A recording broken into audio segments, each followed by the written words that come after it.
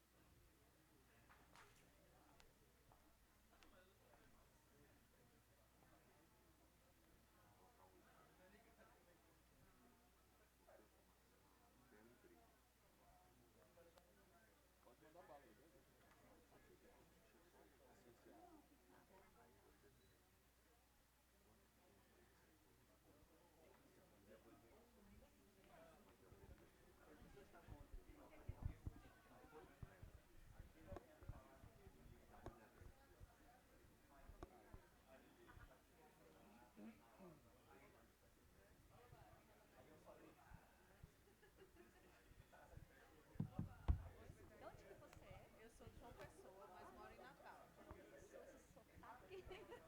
Eu é arrastado. Vocês não são irmãos, né? Não, não. Acadêmica. É, eu sou bem orientador de tudo. Orientador de série. Nossa, você é parecida, né?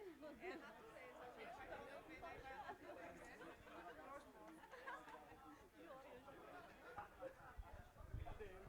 Bom dia. Bom dia, pessoal. Bom dia, pessoal. Vamos começar? Seus amigos lá na porta. Thay, Léo. Vamos?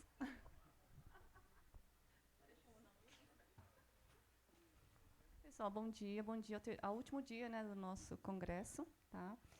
A gente vai agora entrar na sessão no Keynote, né? O Keynote on the, on the Mental Health of Software Development Professionals. Essa é uma palestra que vai ser dada pelo Eduardo Almeida. Ele foi o pesquisador homenageado 2022, né, pela Comissão Especial de Engenharia de Software. E de costume, né, o pesquisador homenageado nos provê uma palestra no ano seguinte, tá? Eu vou fazer uma introdução rápida, viu, Eduardo, sobre o seu CV, extenso CV, mas eu vou dar uma resumida aqui, viu, Eduardo? Eduardo Almeida, ele é doutor, né, em Ciência da Computação pela Universidade Federal de Pernambuco.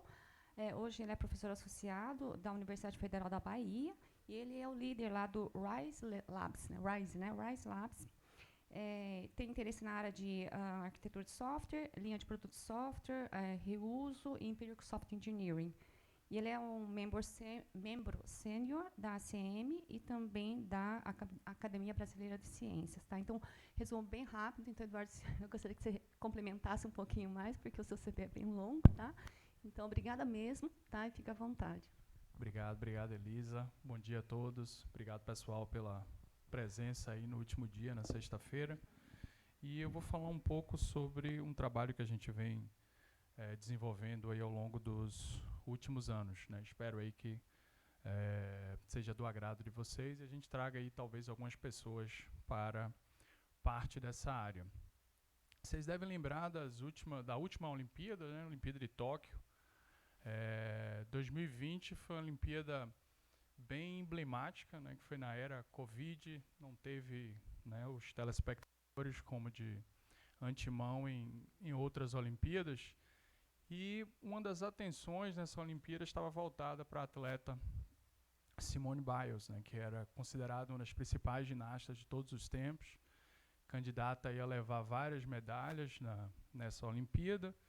E no meio das Olimpíadas ela disse, olha, não vou competir em diversas provas. Ela anunciou via rede social, teve aquele todo boom, né, em cima dela e da equipe americana.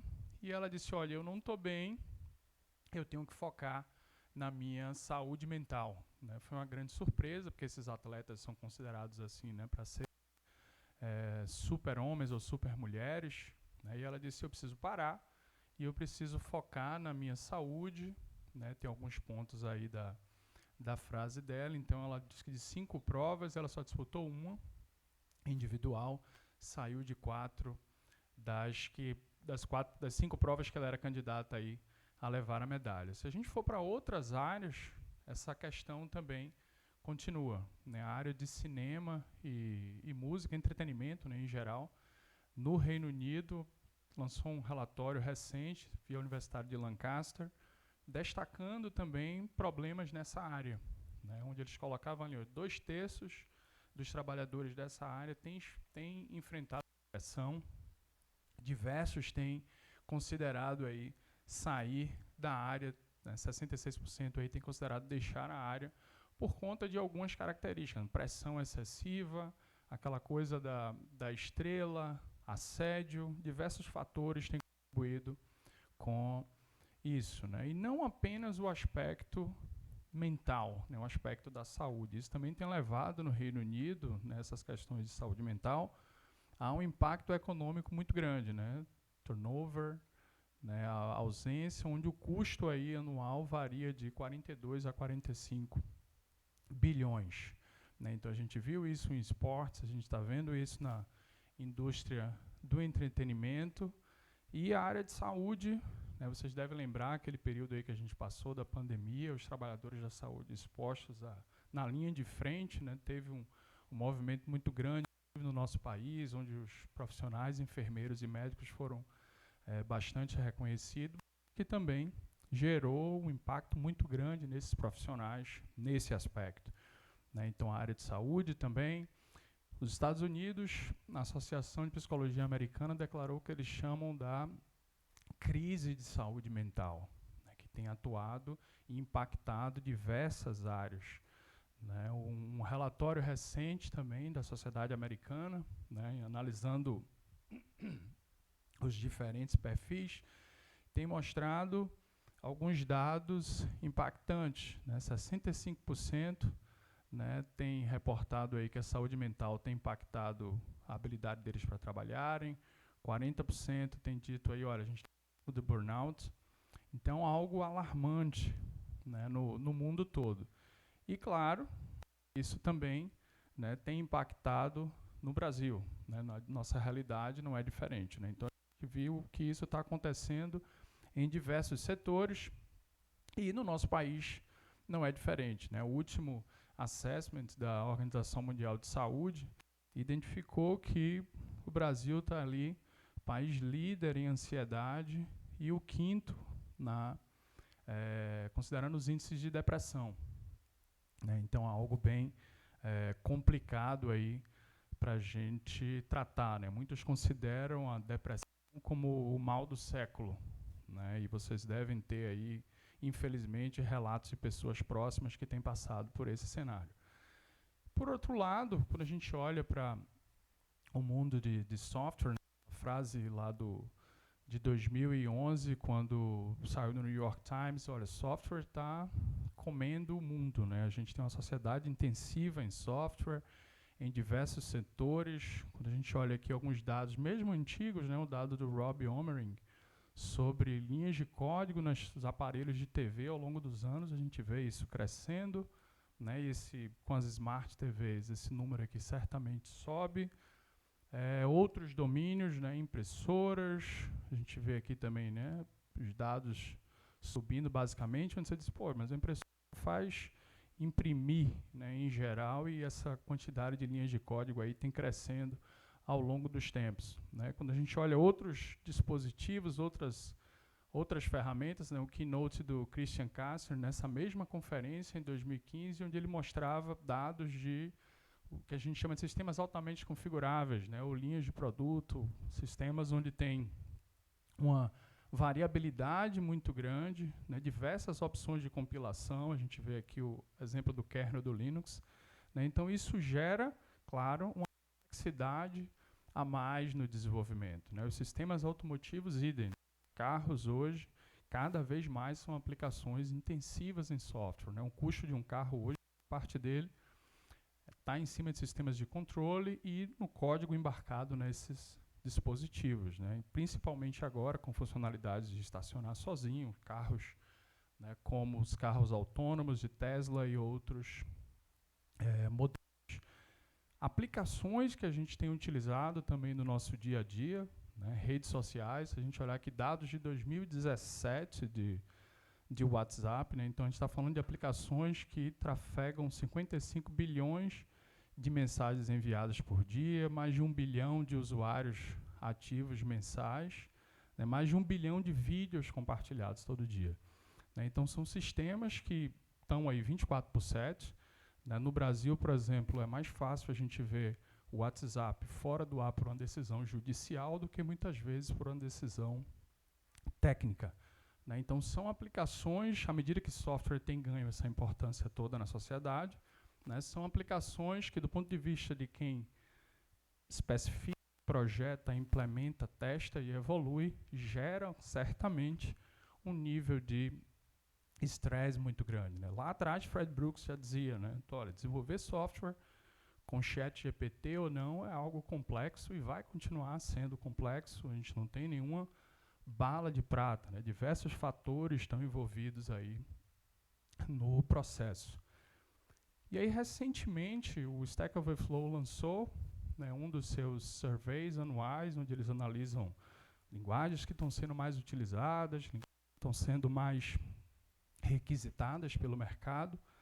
E no reporte de 2022, com mais de 70 mil desenvolvedores, eles começaram a observar também que alguns aspectos estavam começando a se destacar, né? Dentre eles, o que eles chamavam ali, né, de neurodiversidade, né? Então, em 2022, mais desenvolvedores estavam identificando ali terem problemas como ansiedade, né, aspectos relacionados ao emocional, né? Então, e isso também eles identificaram que é algo que estava crescendo, né? Teve 20% de crescimento com relação ao ano anterior, né? Então, mais um dado aí que chamava a atenção, né? A gente está falando aqui de mais de 16.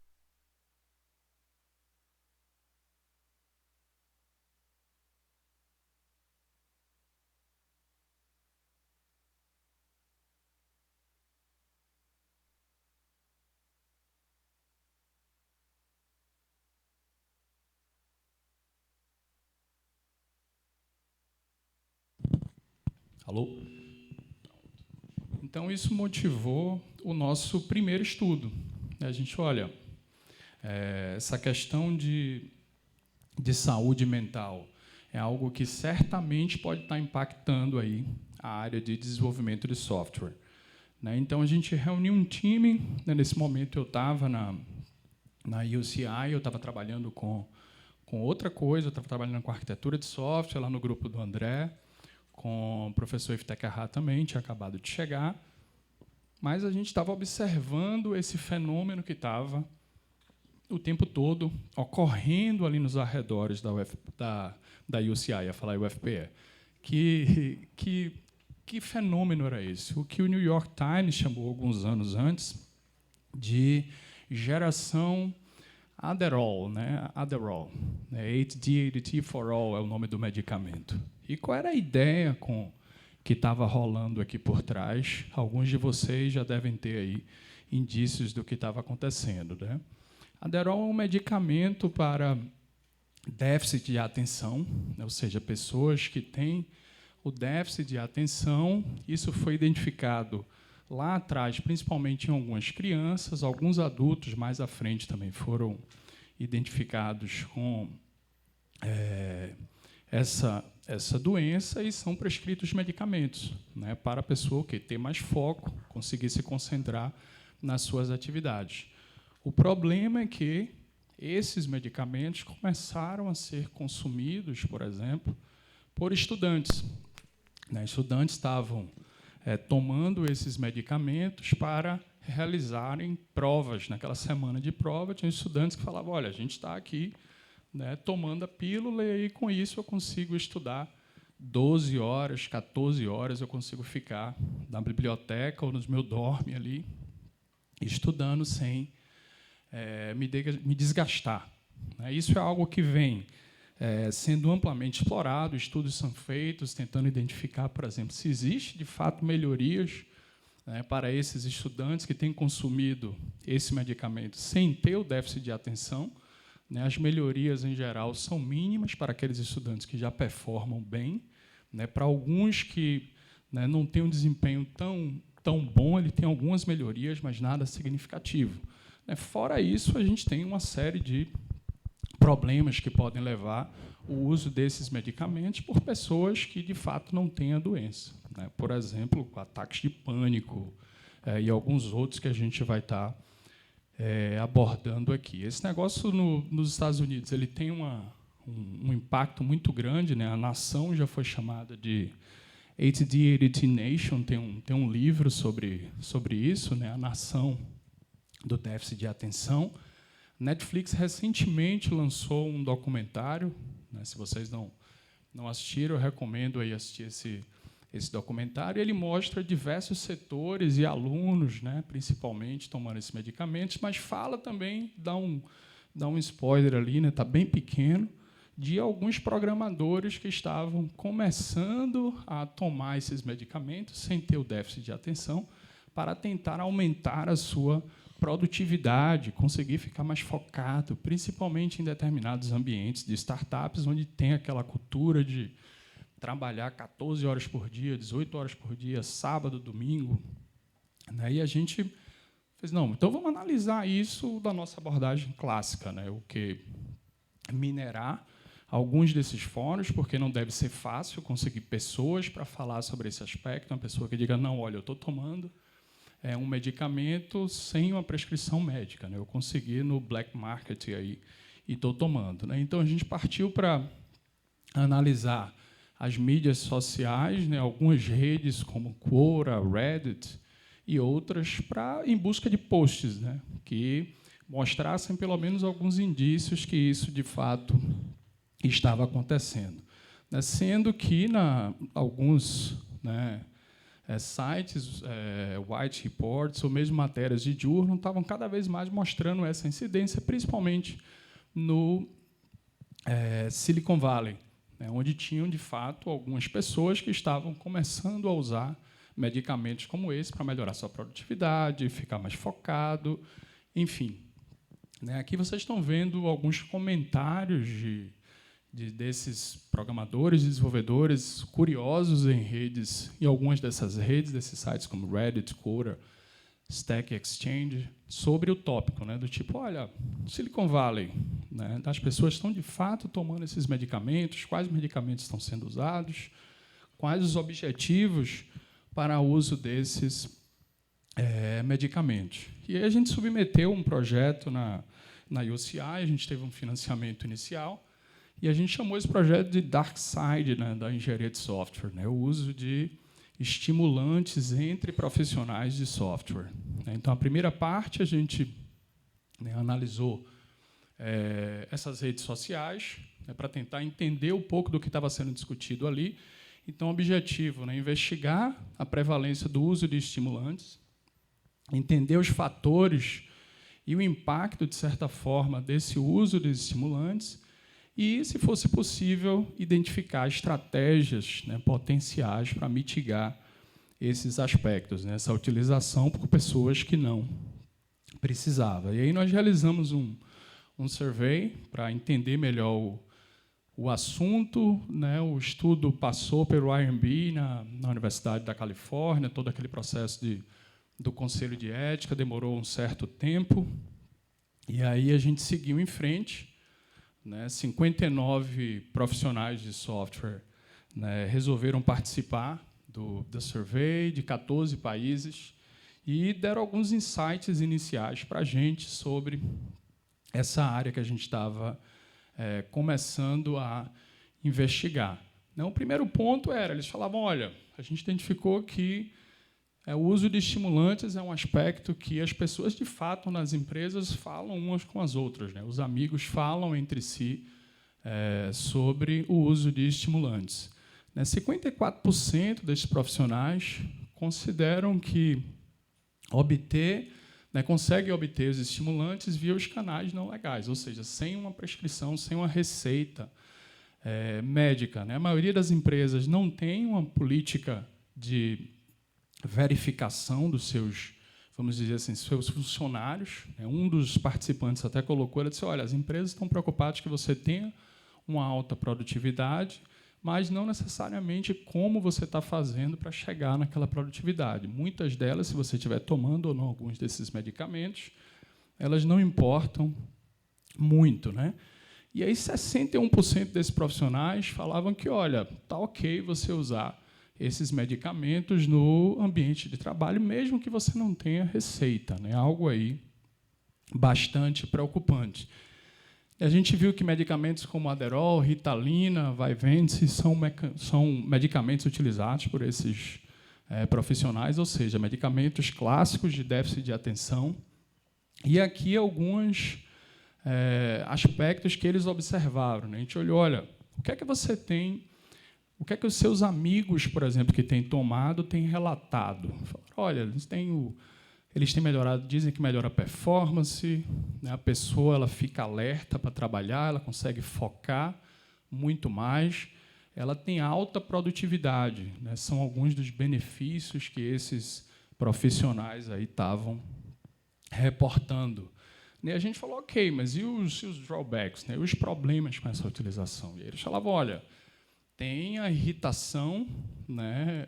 As pessoas acabam ficando muito agressivas. Teve um deles que falou, olha, teve um dia aqui numa tarde que o pau quebrou no escritório, do nada o cara se levantou e começou a brigar, fora outros problemas clássicos, como insônia, fadiga, desidratação, etc. Né? São outros problemas aí que a gente identificou, além dos famosos crashes, né? Essas pessoas que trabalham, de fato, várias horas, e, após um certo tempo, elas têm aquele crash, apaga geral, né, por 2, 3 dias só, dormindo, ou vão ser internadas. Então, era algo ali bem alarmante. E aí continuou. Olha, 70% consideram, né, que o uso de estimulantes ajuda você a ter uma performance melhor, e apenas 66% não concordavam que o uso de estimulantes devam ser banidos do ambiente de trabalho. Ou seja, você está sob o uso de estimulantes para melhorar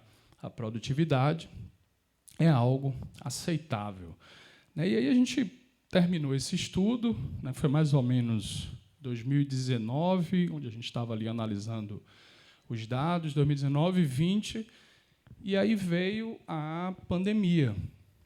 Quando a gente partiu para aquele cenário de pandemia, né, vocês lembram aí da cidade, parece uma cidade americana, mas aqui a gente está mostrando fotos iniciais da China, né, no momento que a pandemia foi identificada em Wuhan. O coronavírus foi declarado, né, como uma pandemia de fato, e aí, logo imediatamente, a gente estava discutindo o impacto da Covid e tal, e aí falou, vamos dar uma investigada nesse aspecto do ponto de vista de desenvolvimento de software, né? Uma série de pesquisas têm sido feitas aí nessa linha, então a gente montou um time com pessoas com diferentes expertise de diferentes regiões, onde a gente queria tentar também atingir desenvolvedores ou profissionais de software de diversos locais, né? Então, tinha gente dos Estados Unidos, pessoal de empresas, né? O NAT estava migrando da Microsoft Research para o Facebook, o Pavnit, que é um engenheiro de cientista de dados da Microsoft, Gal, que era uma ex-aluna de David Lowe, que estava na China, e Iftekha, eu e Paulo, Brasil e dos Estados Unidos. E o objetivo desse estudo foi entender o impacto da Covid-19 em desenvolvimento de software. A gente definiu ali 2 questões principais de pesquisa para esse estudo. A primeira delas era entender o impacto da Covid nos projetos, né? Então, está um pouco fora aqui do contexto desse talk. E o segundo era, olha, além do impacto, por exemplo, em aspectos como complexidade de código, o número de bugs que pode estar aumentando ou não, o número de discussões, a gente também queria entender qual era o impacto da Covid-19 na saúde, vamos dizer assim, mental desses desenvolvedores, né? O bem-estar desses profissionais de software como um todo. Partimos para aquela abordagem clássica, né? Lincoln e companhia, Léo Murta, aí conhecem muito bem, minerar os repositórios, coletar uma série de dados, analisar a janela antes, janela depois. Então, a gente passou ali um ano, olhando um ano antes da Covid, como é que a coisa estava, e no momento que a coisa chega, como é que aspectos como o número de bugs, complexidade de código, o número de contribuidores diminuía ou não, e por quê. E, uma vez que a gente identificou esses aspectos de cerca dos 100 principais projetos do GitHub, a gente partiu para realizar um survey, onde a ideia era aprimorar e melhorar alguns pontos que a gente tinha identificado com os dados quantitativos e ter alguns outros insights, né? Então, nós fizemos um survey, principalmente para responder aquela segunda questão de pesquisa, onde a gente teve dados aí de 279 profissionais de software de mais de 30 países. E aí a gente analisou diversos aspectos, né? Entre eles, a gente identificou, olha, 34%, quase 40% do survey falaram, olha, não, a minha insônia aumentou, né, durante o período da pandemia, né? Foi um período bem tenso, todo mundo se lembra daquilo ali. Os níveis de estresse aumentaram, né, depois que alguns profissionais começaram a trabalhar de casa, né? Um deles colocou aqui, olha, eu estou depressivo, eu estou tomando medicamentos, fazendo terapia, né? Meus ataques de pânico aí aumentaram, né? Tinha desenvolvedores que falavam, olha, um profissional que trabalha comigo morreu e eu estou com medo também que eu possa ser o próximo, enfim, né? 35% quase ali dos participantes mencionaram que, óbvio, o nível de felicidade deles não aumentaram durante a pandemia. Atividades de mentoring também foram coisas que diminuíram, né? Não tinha aquele processo de receber os novos colaboradores, de trabalhar em conjunto no início do projeto, então foi algo que impactou ali durante a pandemia. E um aspecto que a gente observou, interrupções, né? O fato de você estar ali trabalhando em casa, principalmente para aqueles que tinham filhos também ali ao redor, se estava tendo algum impacto ou não. Mas os profissionais começaram a falar ali que isso não era algo que estava impactando, né? Esse trabalho foi publicado ano passado na TSE. Vocês podem ver aí, se quiserem, mais detalhes depois.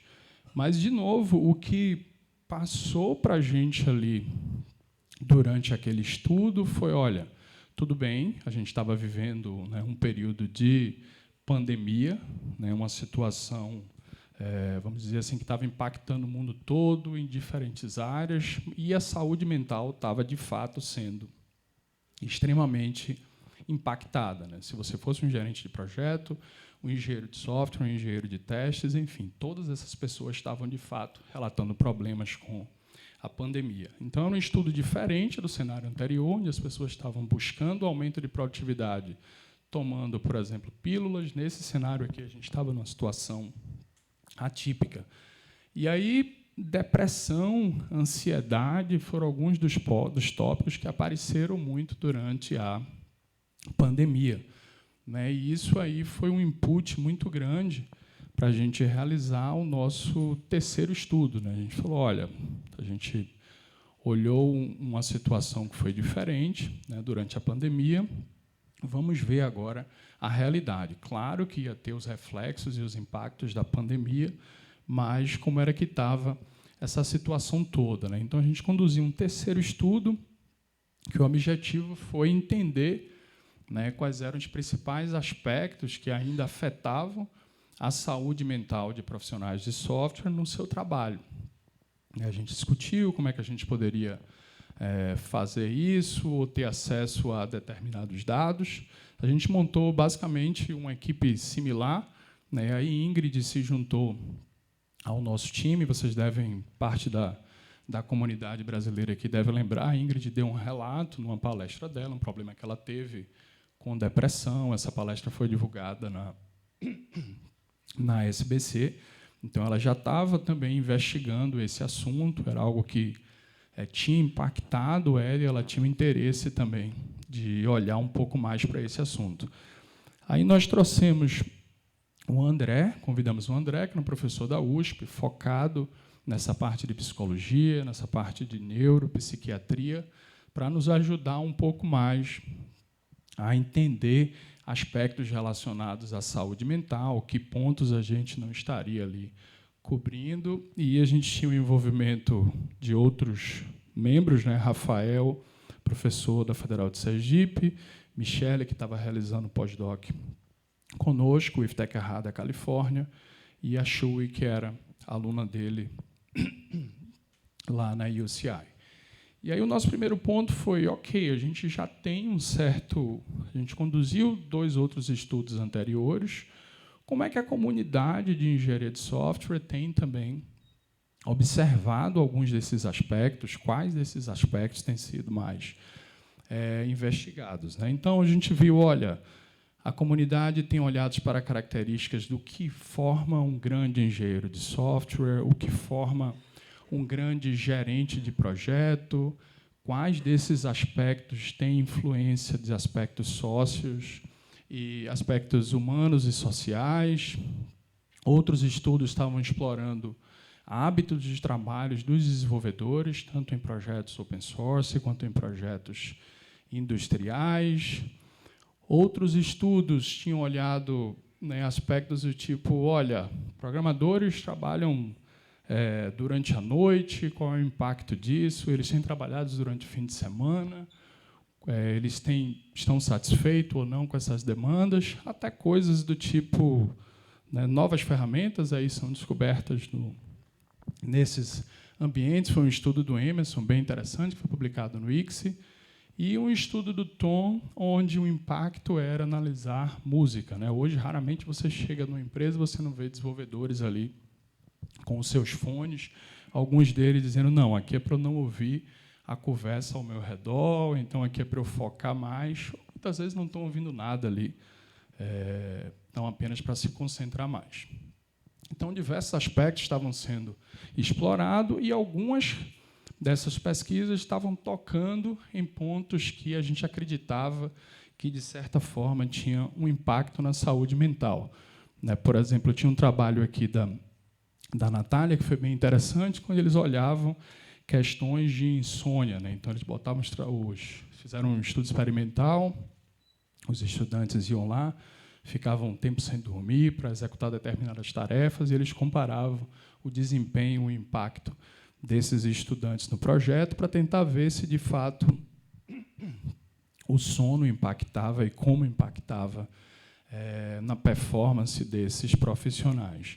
Outros estudos estavam focando em o que acontece quando os desenvolvedores estão infelizes, né? Qual é o impacto nesses trabalhos? Isso impacta negativamente na produtividade, isso impacta negativamente na qualidade do código que é desenvolvido.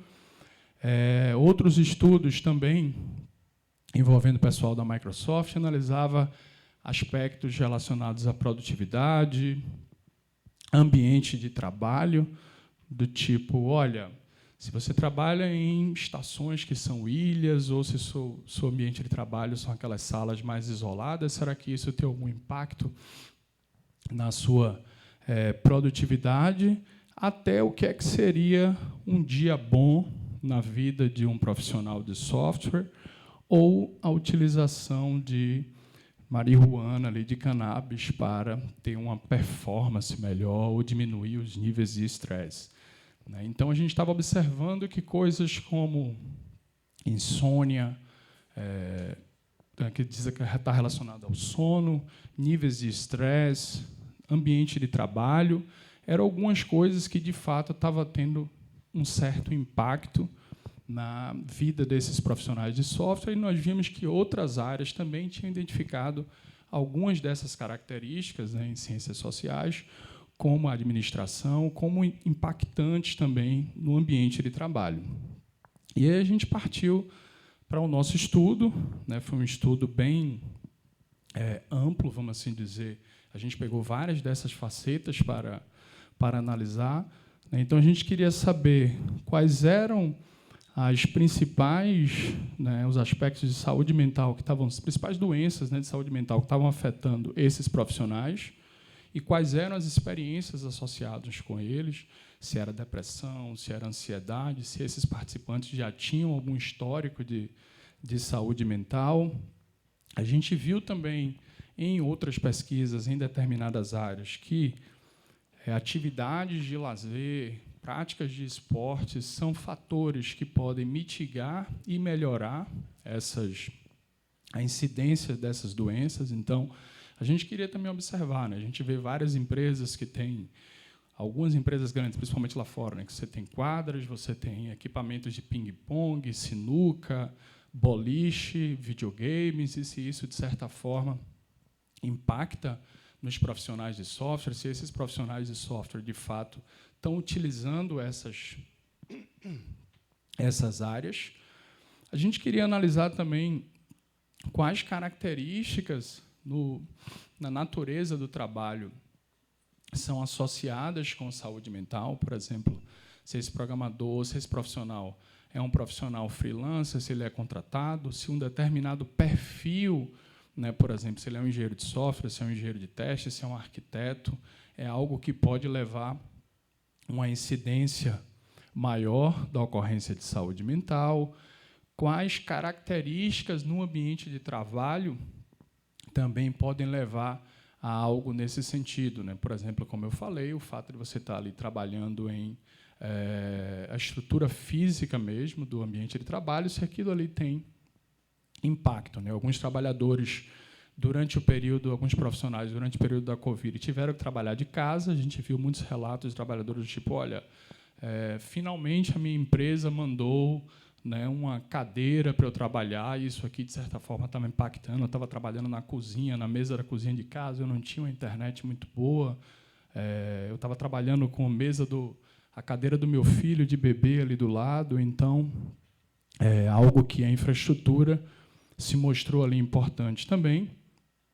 E a quinta questão que a gente estava observando era aspectos relacionados principalmente à carga horária, né? Esses participantes, de fato, a gente sabe que a nossa área, né, as pessoas na indústria trabalham muito mais do que o 8 horas por dia, aqueles tempos de release, normalmente você tem um pico de pressão muito grande, né, desses trabalhadores, uma demanda muito grande, você tem uma entrega, você tem correções, então a gente queria analisar se esses aspectos também, de certa forma, poderiam ser triggers aí para a ocorrência de saúde mental. A gente ficou ok, como é que a gente pode analisar esse aspecto, como é que outras áreas têm feito estudos desse tipo, e aí nós decidimos fazer um outro survey, né? A gente até tentou abordar algumas empresas para, olha, vocês têm interesse nisso, a gente poderia conversar com alguns dos seus funcionários sobre o assunto, mas aí as empresas falavam, olha, é algo interessante, mas eu não quero muito falar sobre isso, então, né, talvez as empresas não querem também, de certa forma, ver ali uma realidade onde os seus profissionais estão trabalhando muitas vezes em situações que não são as mais favoráveis para a ocorrência desses aspectos.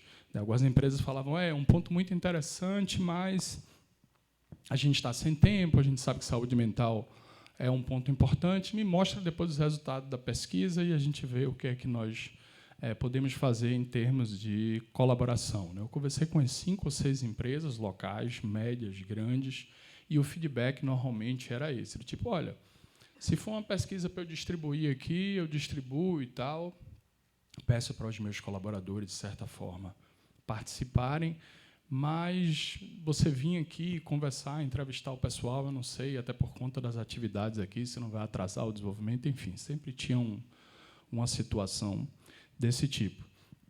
E aí nós partimos para projetar o survey, né, como a gente tinha, né, um profissional, um pesquisador dessa área de psiquiatria, psicologia, ele falou, olha, a gente deve também usar um instrumento chamado PHQ-9, que é utilizado para identificar índice de depressão.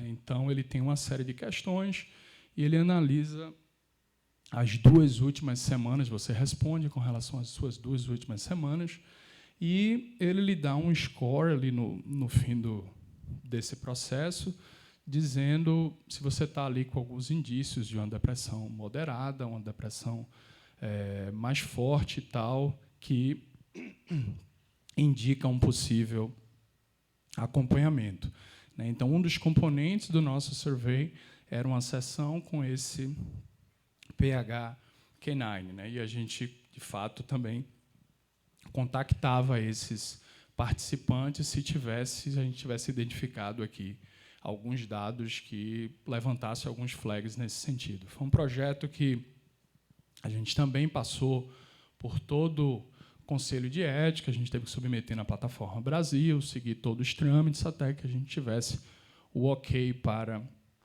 conduzir a pesquisa, né? Assim como o anterior, esse também aqui passou pelo Conselho de Ética, que a gente ia ter dados das pessoas e tal.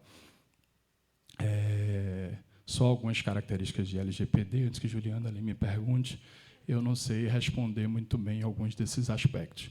Mas vamos lá, a gente fez uma divulgação maciça, nós conseguimos dados de 500 profissionais, esses profissionais vinham aí de 35 países, né, para a área de software, né, para a área de computação e para a área de software. A gente até disse, pô, é um número interessante, né? Normalmente, esses números, quando escalam muito, são principalmente pesquisas relacionadas à Microsoft Research, né? O Tom Zimmerman tem ali acesso a um universo muito grande de profissionais, e alguns daqueles acabam participando, mas tirando dados de Microsoft, a gente considerou que a amostra para a área de engenharia de software era, de certa forma, significante. Por outro lado, quando a gente olha para estudos na área de saúde, por exemplo, você acrescenta alguns zeros aí nesses nossos números, e a gente olha e diz, pô, a gente precisa evoluir muito nesse aspecto, né? Tanto olhando ciências sociais, quanto olhando a área de saúde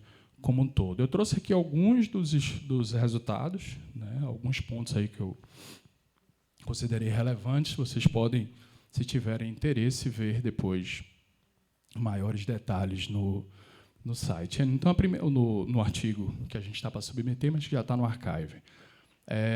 O primeiro ponto que a gente analisou foi com relação às doenças, né, as incidências, o que era que aparecia mais ali, né? Então, dos nossos participantes, 30%, né, reportaram, né, que eles tinham sido diagnosticados com algum problema mental no passado ou atualmente, sendo que a maior incidência era ansiedade e depressão, né? A gente já tinha visto ali que ansiedade e depressão é algo que tem ocorrido mundo afora. O Brasil é o primeiro país no mundo em ansiedade, o quinto em depressão, mas aqui a gente está falando de dados gerais, né? Então, essas foram os mais representativos, e apareciam coisas terríveis como essa aqui, né? Tinha, em uma das questões, tinha um trecho lá que o profissional dizia, olha, eu queria, né, acabar com a minha vida, mas eu acabei saindo do meu emprego, perdendo meu emprego ali, por conta da depressão. Outro falava, né, eu tinha medo dos meetings, das reuniões com meu chefe, tinha problemas de insônia, estresse permanente, eu tinha que tomar medicamentos. Então, era algo que a gente estava vendo ali, mais uma vez, né, ocorrendo, essa ocorrência de problemas com saúde mental nos profissionais, né? 126 dos 500 participantes foram diagnosticados com depressão severa ou moderada, o qual já se garante um tratamento, deve-se ter um tratamento para depressão envolvendo terapia e medicamento, né? Então, algo bem grave aí em cima dos nossos profissionais. E a gente identificou também, isso aqui foi um dado alarmante, né? 20% praticamente dos nossos participantes sem qualquer incidência de problema relacionado à saúde mental foram diagnosticados com depressão severa ou moderada, aquela que garante tratamento, né? Ou seja, aquela pergunta lá que a gente fazia, aquele conjunto de perguntas que a gente fazia com o PHQ-9 dava esse indicador, e a gente viu que algumas pessoas que não tiveram nenhum problema no passado, com base naquilo ali, foram identificados com esses indícios de depressão. E aí, quando a gente contactou essas pessoas, né, pô, e aí, vamos contactar ou não? Aí, André, que era o responsável por essa área, disse, olha, a gente precisa dar esse feedback, precisa conversar com essas pessoas. Quando a gente contactou, algumas delas falavam, realmente eu não estava num período muito bom, obrigado aí pelo feedback, é algo que eu vou correr atrás, eu vou tentar uma terapia, ou eu já estou fazendo uma terapia, eu já vou começar a usar medicamentos para tratar desse assunto. O segundo aspecto que a gente analisou foi aquele que eu comentei, né? Algumas empresas oferecem, né, desde programas como Gym Pass ou outros benefícios para os seus colaboradores. E aí a gente viu que, de fato, né, durante a pandemia, já era esperado aqui, né, os profissionais reduziram a quantidade de exercício físico, essas interações, beleza, isso aqui, de certa forma, era esperado. Durante a pandemia, tiveram aqueles lockdown, como um todo, ninguém estava indo fazer exercício físico na rua, enfim.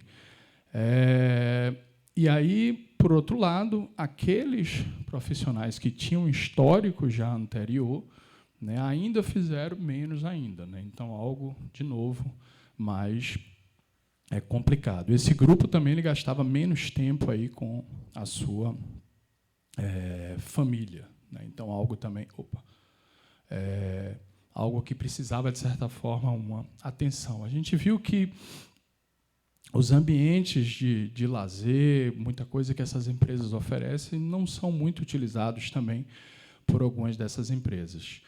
Nós fizemos um recorte com relação à natureza do trabalho, analisando o tamanho das empresas que esses profissionais trabalhavam. Então, a gente tinha lá um recorte por diferentes sizes, né, o tamanho da organização, assim como o tamanho do time, né? Se você trabalha com times menores, a gente tem aquele indício que seus times menores, você tem um contato maior com o seu time, aquilo pode levar a uma proximidade maior e, em teoria, as pessoas estariam mais felizes, enfim. Se o tipo de trabalho, se é um profissional freelancer, se era um profissional CLT, se era apenas consultoria, se isso também tinha algum determinado impacto, e se o papel que aquela pessoa desempenhava no projeto tinha alguma correlação aí com os índices de saúde mental, né? Então, a gente acreditava, por exemplo, que, olha, os engenheiros de software, os programadores, esses caras estão no nível de estresse muito grande, certamente eles vão ter aí uma incidência maior.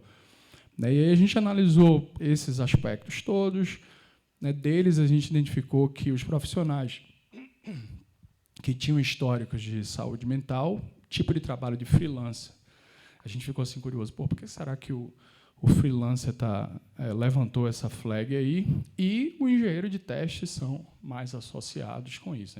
Isso aí foi uma surpresa. A gente esperava, nossa aposta inicial era, não, se tiver problema vai ser aqui com o engenheiro de software, talvez, sei lá, o gerente de projeto, né, por receber, ter que lidar com o cliente, ter que lidar com a equipe, ter uma série de pressões associadas a prazo e custo do projeto, mas o papel que apareceu ali foi o engenheiro de teste e o freelancer são pontos aí que a gente deve tentar explorar em pesquisas futuras, né? A gente tem visto que a área de engenharia de software tem feito alguns estudos para entender melhor tanto o engenheiro de software, eu mostrei aqueles 2 papers, quanto os gerentes de projeto, mas a gente pouco sabe do engenheiro de testes, né? Então, isso disparou um estudo no nosso grupo, onde uma aluna minha de doutorado, ela tem feito um trabalho de um pouco naquela linha de investigar mais o engenheiro de testes, né? O que faz um engenheiro de teste distinguished também. Então, a gente olhou, fizemos entrevistas com vários engenheiros de testes, fizemos survey,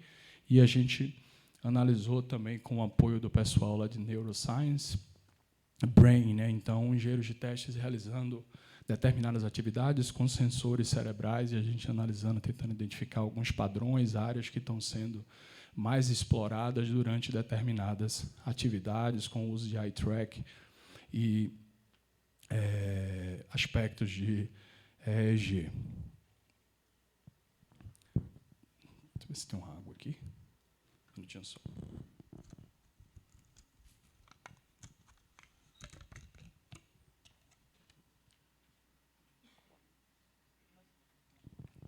A gente analisou também o ambiente de trabalho, né? Então, você tinha profissionais que falavam, olha, meu ambiente é perfeito, infraestrutura muito boa, eu tenho cafés, donuts, salas de videogame, etc.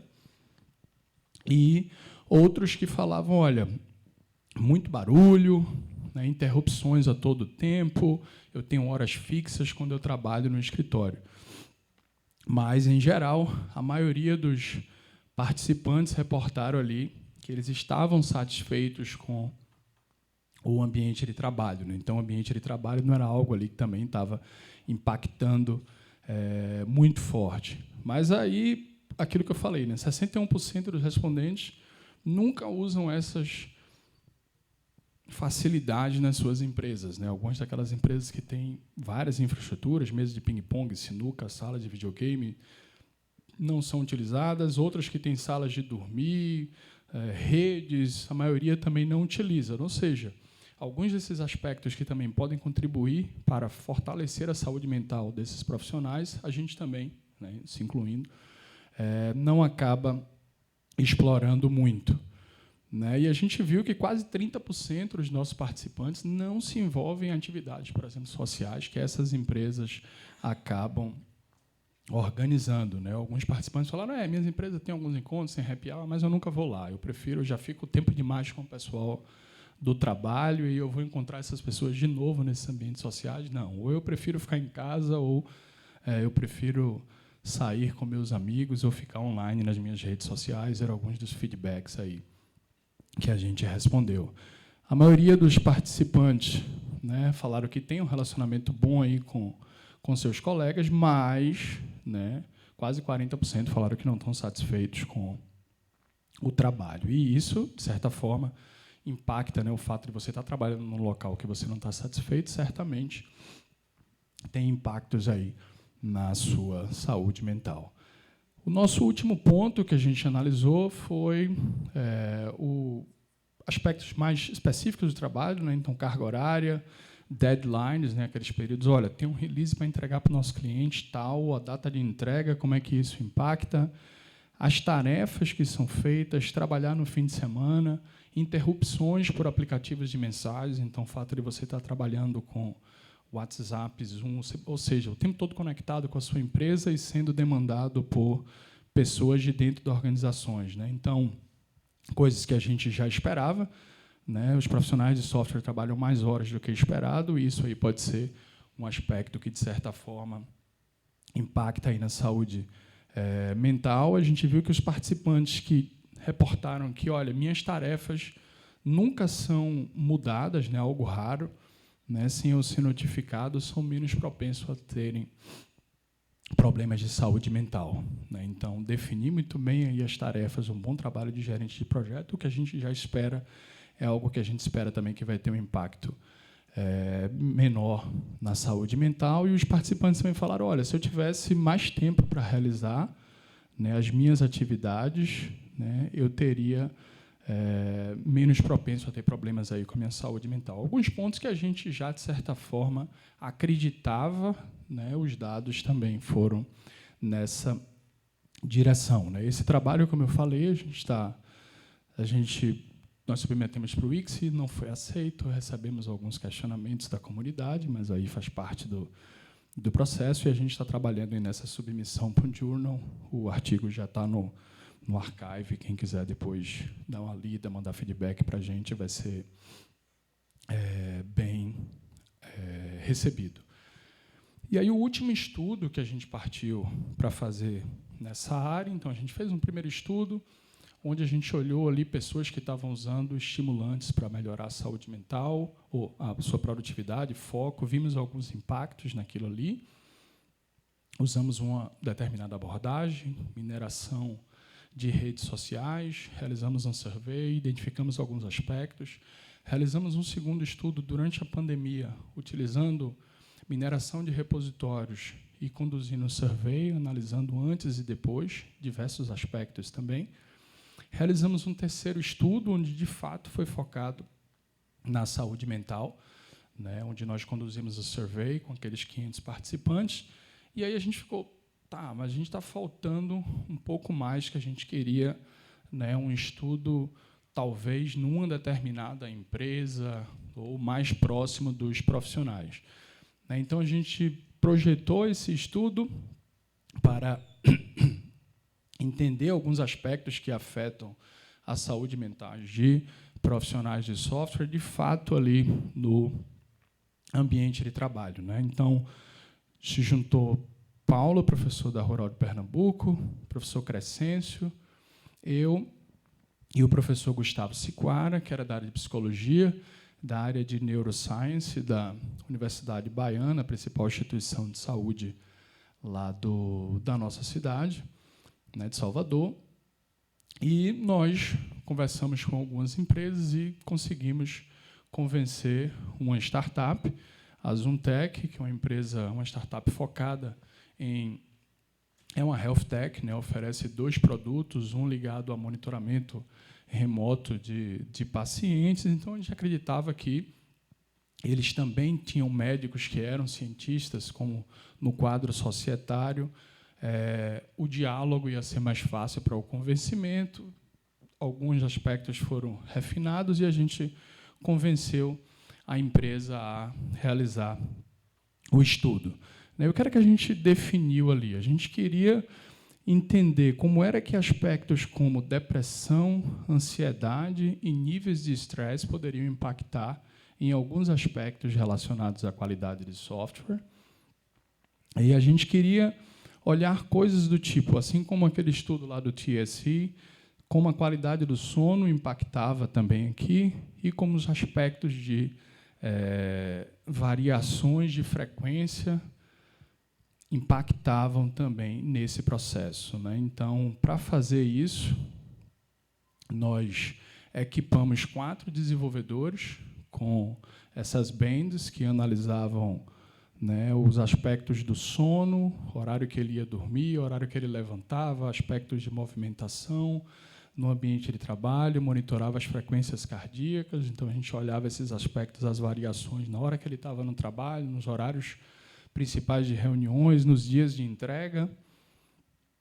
E a gente tinha um outro mecanismo, já que a gente queria analisar depressão, ansiedade e níveis de estresse, um mecanismo chamado DAS-21, né, que ele analisa com 21 questões esses 3 aspectos. Então, toda semana, os desenvolvedores, no último dia de trabalho daquela semana, eles preenchiam esses dados e enviava para a gente, e a gente ia compilando como era que isso estava mudando aí ao longo das semanas, combinado com as informações de sono, combinado com as informações de variação de frequência cardíaca, né? Então, para sono, a gente usou também uma escala de Pittsburgh, um mecanismo que é bastante utilizado aí. Esse mecanismo tinha sido traduzido para o escopo Brasil, né? Então, a gente utilizou a escala. Então, ele olhava questões do tipo que horas habitualmente você foi dormir, quanto tempo você foi dormir, etc. Então, isso a gente coletava de forma automática e ele respondia esses dados também. Então, nós pegamos 4 desenvolvedores. Durante 3 meses, a gente acompanhou esses desenvolvedores, né? Então, os 4 desenvolvedores, semanalmente, a gente recebia os dados da pulseira, que envolvia dados de sono, dados de frequência cardíaca. Semanalmente, eles respondiam o DAS, que tinha informações de depressão, ansiedade e estresse. Eles respondiam também aquelas informações lá da escala do sono, de Pittsburgh. A gente juntava tudo isso e minerava o código, né, que eles estavam desenvolvendo, olhando coisas como incidências de bugs, complexidade de códigos, smells, tipos de smells, quando estava muito próximo de uma determinada release, o que era que acontecia, quando eram as reuniões de entrega, as reuniões de acompanhamento. Então, a gente começou a fazer toda essa análise em cima dos commits, desses dados que a gente coletava dos questionários e das pulseiras, e tinha essas análises semanais aí em cima dos 4 desenvolvedores, né? Esses dados estão sendo analisados agora. Vocês devem estar, principalmente ele não tem esses dados aqui para mostrar ainda, né? A gente está finalizando a análise, mas os dados já estão todos coletados.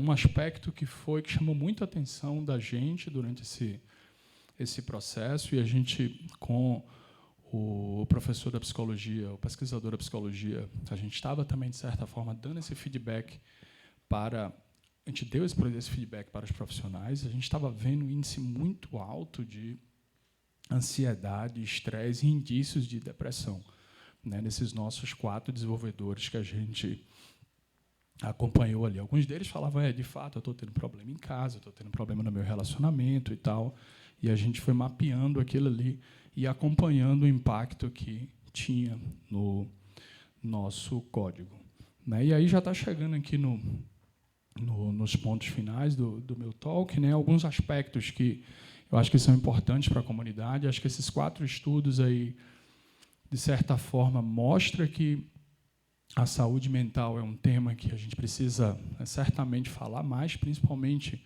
nas nossas universidades, porque aquele primeiro estudo lá dos estimulantes, a gente percebeu 2 pontos. O primeiro deles, na Universidade da Califórnia, foi um TCC de um aluno, claro, um trabalho menor, mas os cursos onde tinha maior incidência de alunos tomando os medicamentos para, entre aspas, melhorar a sua performance, era da área de computação, né? Então, era o primeiro, os alunos de computação. Naquela semana de prova, o pessoal estava mandando ver nesses medicamentos.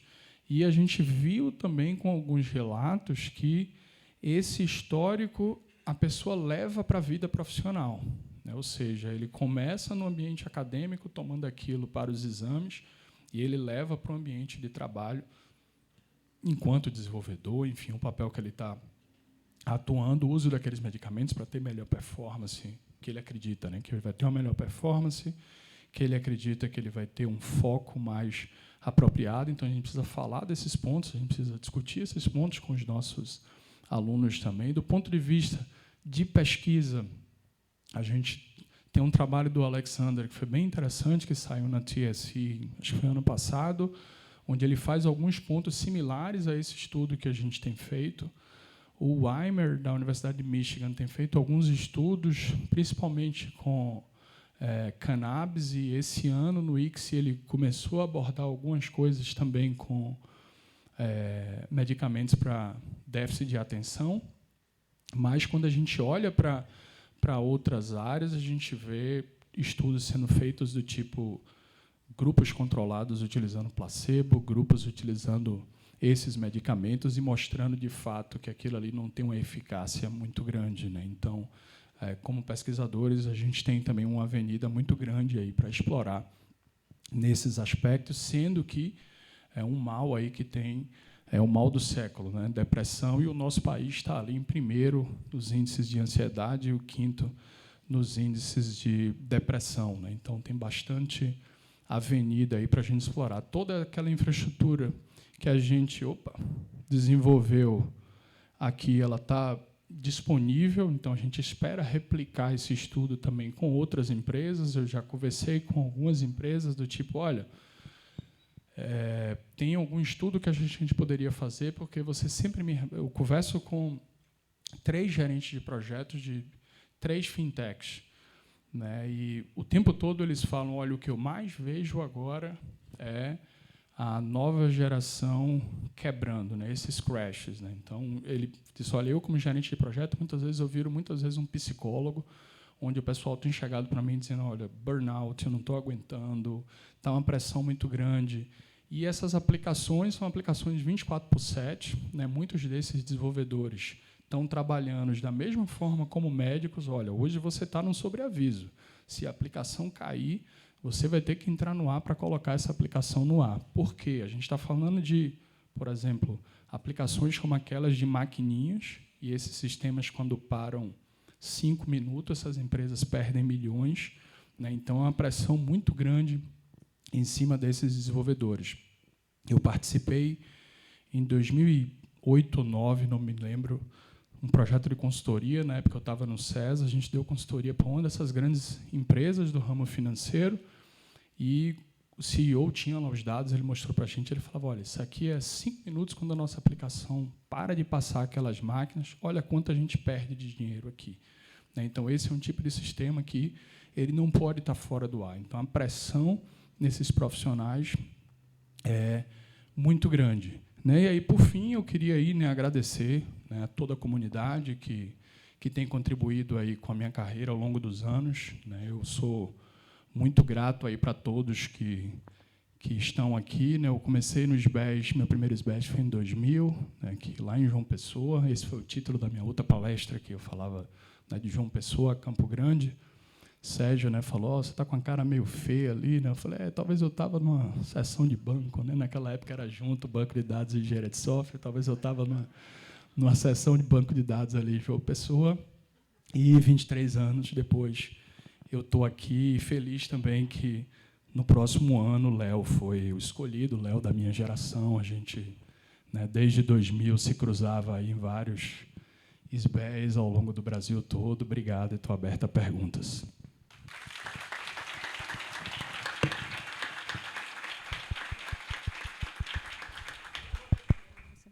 Oi.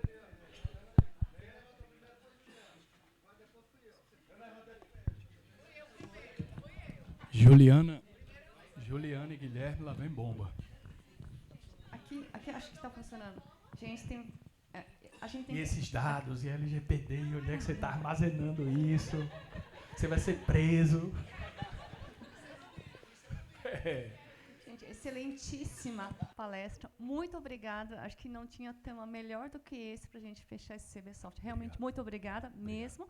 E a gente vai abrir para a questão de perguntas. Eu tenho várias perguntas, mas eu não vou poder fazer as minhas. Então, gente, a gente tem que colocar uma ordem nisso, tá? Então, vamos lá. Espera aí. Juliana, pode ser? Tá, Kiev, Guilherme. Ó, gente, o buffer aqui não é muito bom não, viu, gente? Então, vai lá.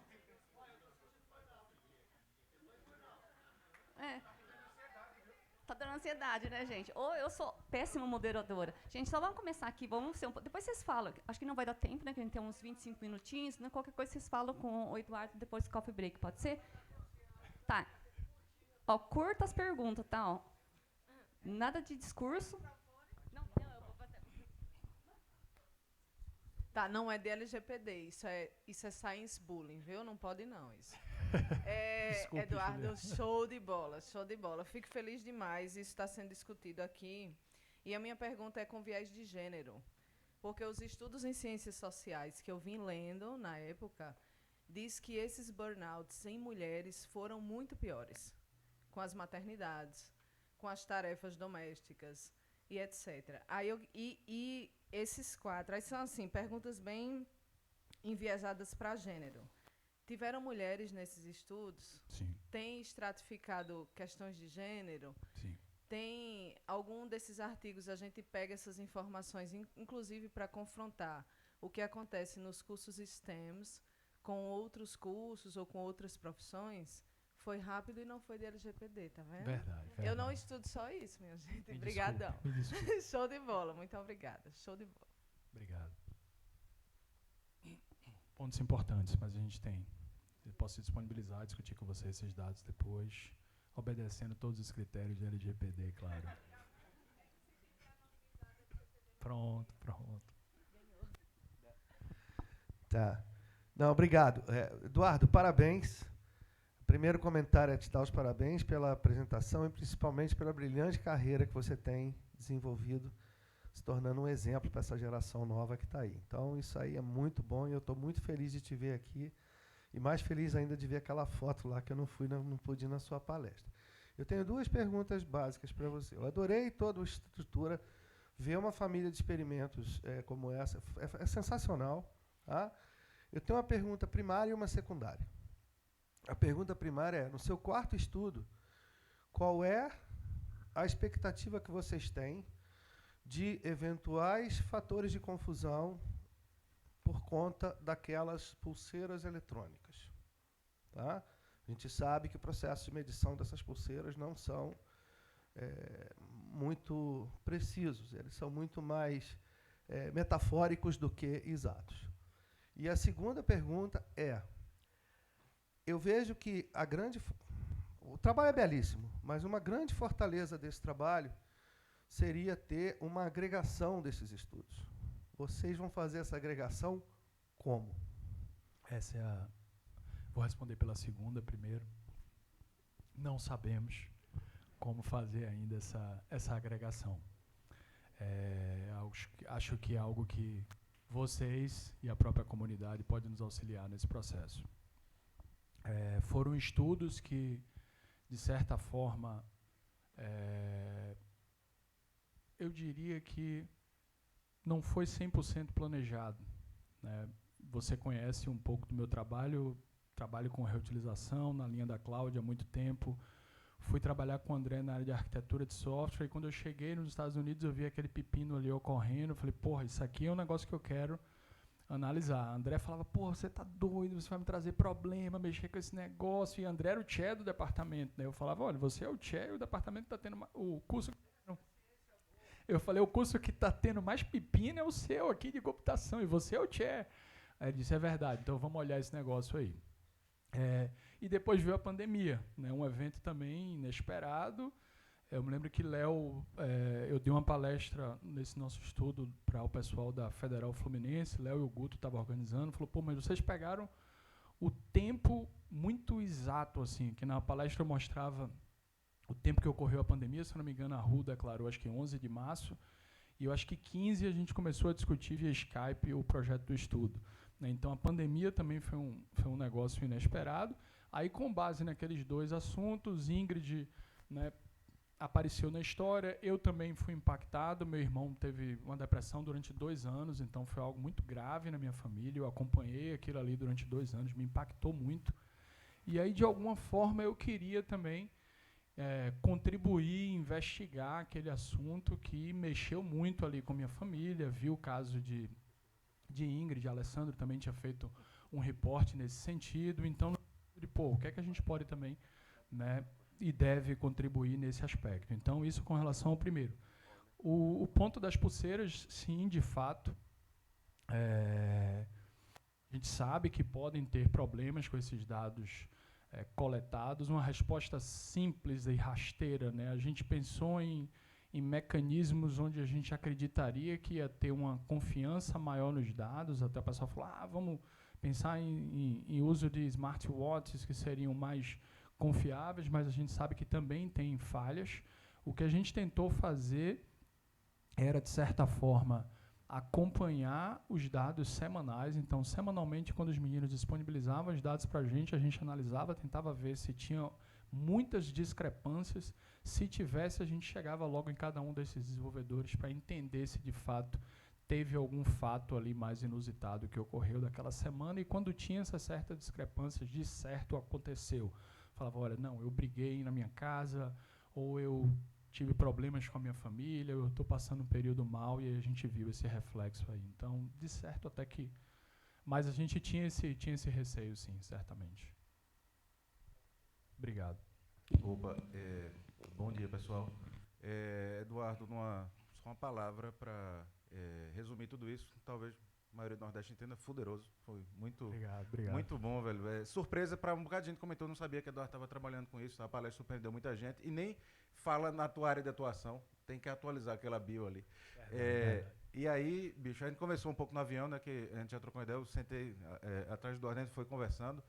E eu queria, né, antes da pergunta, né, reclamar com a galera da organização, porque a última, vai ter 2 sessões no final, e vocês estão fazendo passeio na hora da sessão. Eu vou estar apresentando sobre TDAH e transtorno do espectro autista. Hã?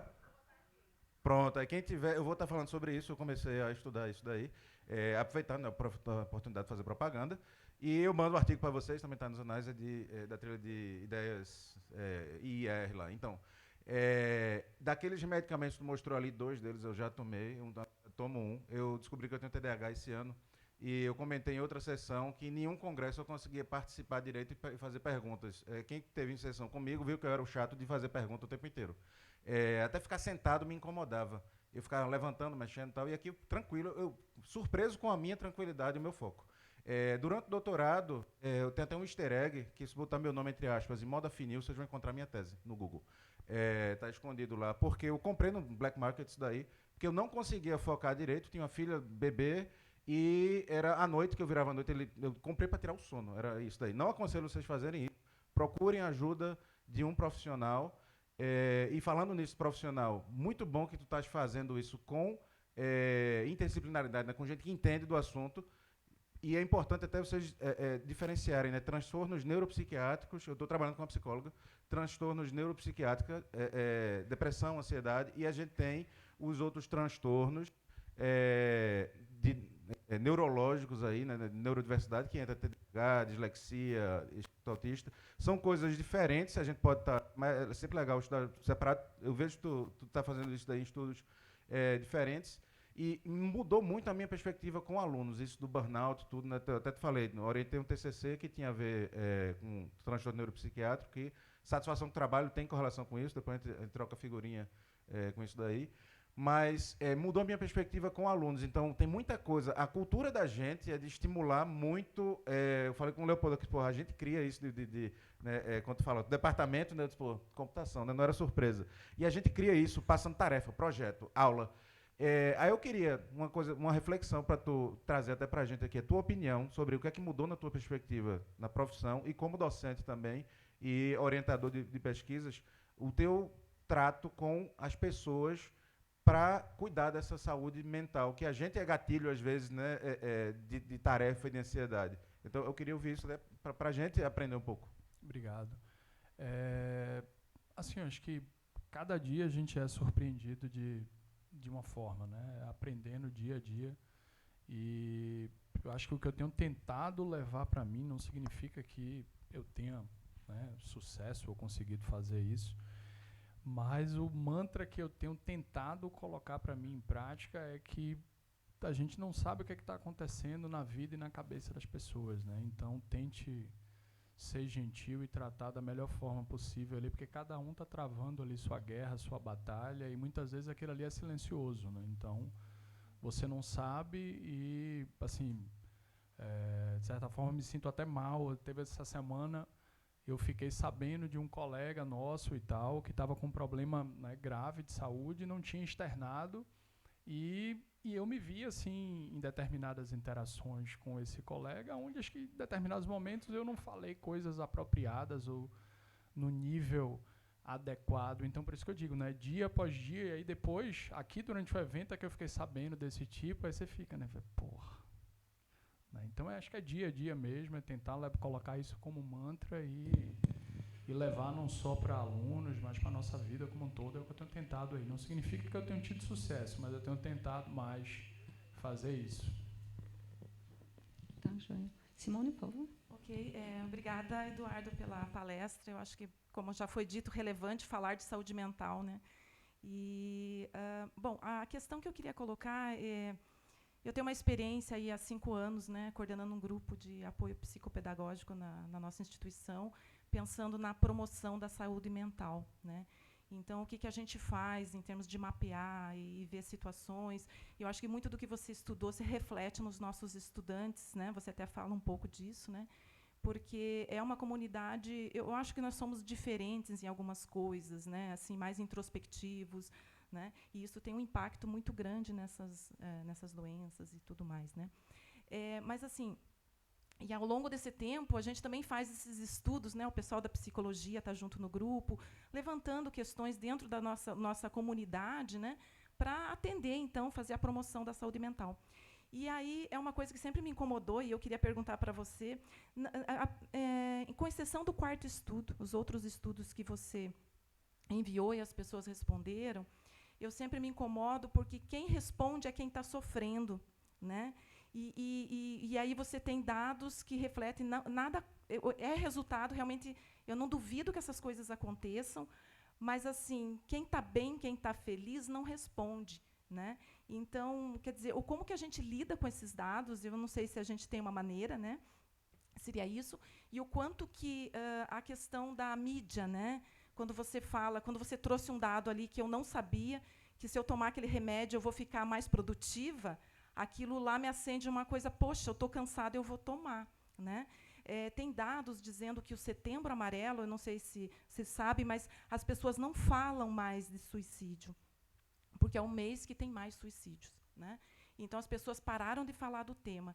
E aí, quando você coloca essas coisas, então, quer dizer, como é que você vê isso, né, o impacto da mídia em relação a isso, e a questão dos dados das pessoas que estão bem e não respondem, né, que impactam no resultado? Obrigada. Obrigado.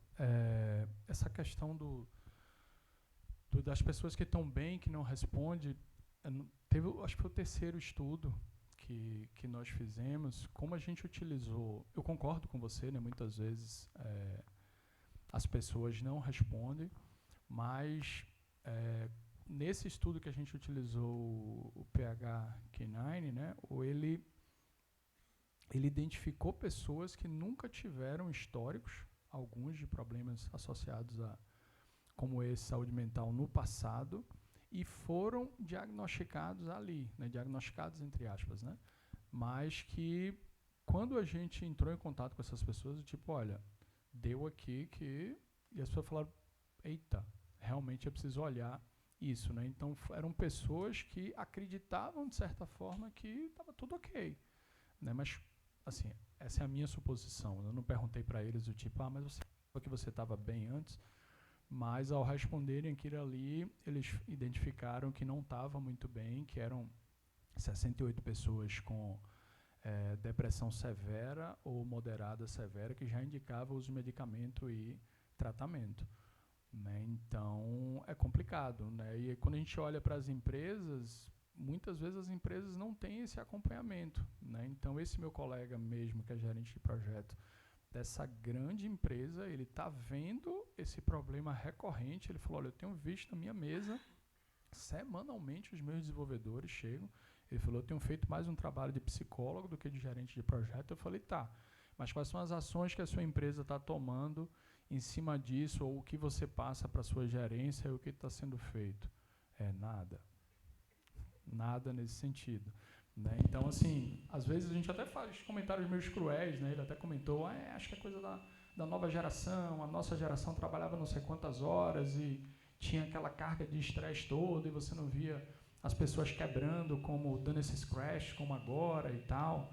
Então, hoje também, as pessoas estão, eu acho, de certa forma, em algumas empresas também levantando a bola e dizendo, olha, eu não estou mais aguentando. Eu acho que esse papel de divulgar aspectos como burnout e esses índices de, poxa, olha, o Brasil é o primeiro país em ansiedade, né? O Brasil é o 5º país, está na 5ª posição em depressão. A gente vai deixar isso passar, não é em outro ambiente. Ambiente de empresas isso tem ocorrido também. E a gente sabe que a nossa área é uma área complicada, né? Como você falou, as empresas estão, de certa forma, por outro lado, criando esses ambientes, mas a gente viu que as pessoas não vão para esses encontros da empresa de happy hour, as pessoas não têm utilizado essas áreas de lazer, de descanso, esses outros aspectos que poderiam estar, de certa forma, remediando aí essa situação. Não sei se eu respondi tudo.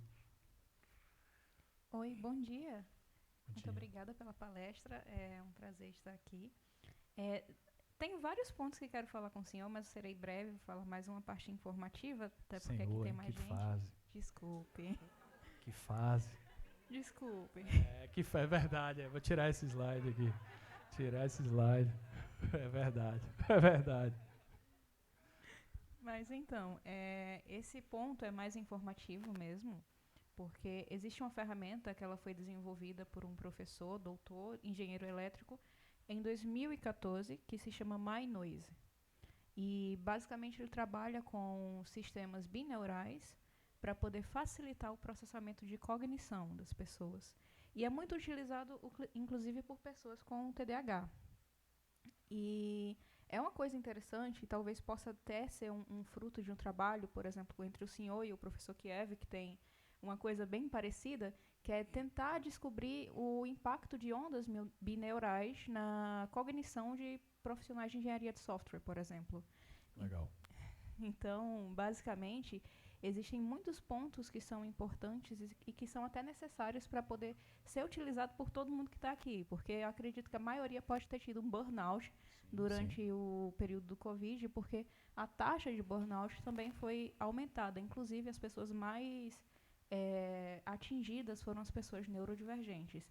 Por isso que muita gente acabou descobrindo a neurodivergência.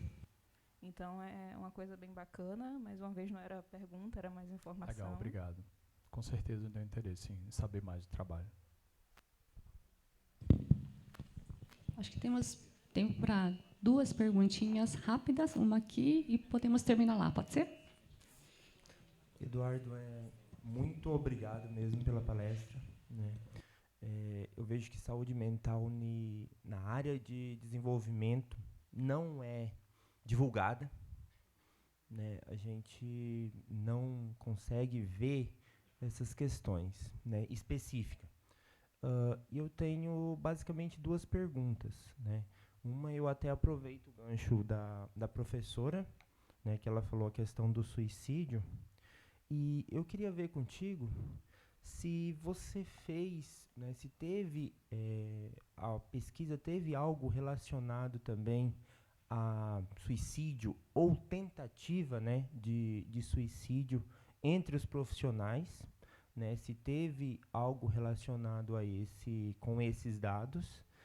E a outra é a questão do bem-estar, né, profissional, né, também questão de trabalho e tal, relacionado, né, a home office e a trabalho no escritório. Digamos assim, qual seria mais benéfico, né, psicologicamente falando, se teve algo com esse viés, tá? E, de novo, muito obrigado pela palestra, tá? Foi excepcional. Obrigado. A gente não tocou nesses 2 pontos com relação ao suicídio, a gente não abordou, mas nós tivemos alguns reportes, principalmente no período da pandemia, em uma resposta, acho que eu até coloquei uma delas que um participante colocava, né, dizendo, eu pensei, né, em tirar a própria vida e tal, né, então tiveram relatos desse tipo, olha, eu tive ataques de pânico, eu pensei em coisas desse tipo, mas a gente não abordou. Com relação a home office e permanecer, nós não fizemos isso, mas tem alguns outros estudos da comunidade que abordam alguns desses aspectos, alguns no período da pandemia, tem alguns trabalhos nesse sentido, e tem o trabalho, acho que eu mostrei um dos trabalhos ali do Tom Zimmerman, da Microsoft Research, onde eles olham alguns aspectos do ambiente de trabalho, características, disposição, como isso impacta. Mas são pontos certamente interessantes e, assim, são realidades diferentes, né? Então, algumas pessoas estavam com filho pequeno em casa na pandemia, sem ter infraestrutura para trabalhar, foi aquela loucura. Outros trabalharam em empresas que a empresa deu um certo suporte, mandou mesa, deu um grant para eles comprarem uma infraestrutura para trabalhar em casa. Então, tiveram casos bem diferentes. A gente não conseguiu mapear todos, mas, assim, pelo menos minha experiência e algumas que eu vi ao redor foi algo certamente complicado para todo mundo, né? E isso gera consequências até hoje aí que a gente está carregando. Obrigado. Eduardo, bom dia. Obrigado pela palestra. Eu gostaria de fazer a seguinte pergunta. Em ambiente de desenvolvimento de software, principalmente na indústria de software, quanto à questão de equipes subdimensionadas, ou seja, você tem muita demanda para pouco profissional, ou, vamos dizer assim, uma dificuldade entre o ambiente de DevOps e de desenvolvimento, essas situações todas de estresse que criam contra a questão da pressão de quem demanda as atividades e quem entrega, conseguiram concluir alguma coisa quanto à questão de situações que são cumulativas, ou seja, uma equipe que trabalhou, vamos dizer assim, sábado, domingo para resolver um problema, na outro final de semana a mesma coisa, chegou um ponto lá que o pessoal começou a se atritar entre si, começou a ter atrito entre desenvolvedores e gerentes. Vocês tiveram algum mapeamento nesse sentido, resultados sobre isso e, vamos dizer assim, formas de resolver isso? Não, a gente não olhou, mas certamente a gente sabe que isso é algo que acontece, né? Eu trabalhei um certo tempo em empresas que tinham algumas dessas características e, em determinados momentos, quando ficava naquele processo de hora extra, e fim de semana e tal, chega um momento que esses atritos acabam certamente ocorrendo, né? Você não quer mais ver a cara daquela pessoa ali ou daquele time e tal, mas a gente não chegou a observar esses aspectos, mas são pontos aí para serem certamente explorados, né? Tem muita coisa que a gente pegou alguns pontos, né, alguns recortes, tem várias limitações também nos nossos trabalhos, ou seja, tem uma avenida muito grande aí para ser explorada, mas a gente acredita que essa interação com as empresas, com os profissionais, é importante também, esse tipo de feedback, para planejar também estudos futuros, né, para que a gente não acabe também fazendo determinados estudos que ficam desconectados da realidade ou dos profissionais ou das empresas. Então, esse casamento aí, mais uma vez, é importante na área. Gente, infelizmente a gente não tem tempo, né, para mais perguntas, que a gente vai para o coffee break. Eu queria que vocês agradecessem de novo para ele. Muito obrigada mesmo, viu?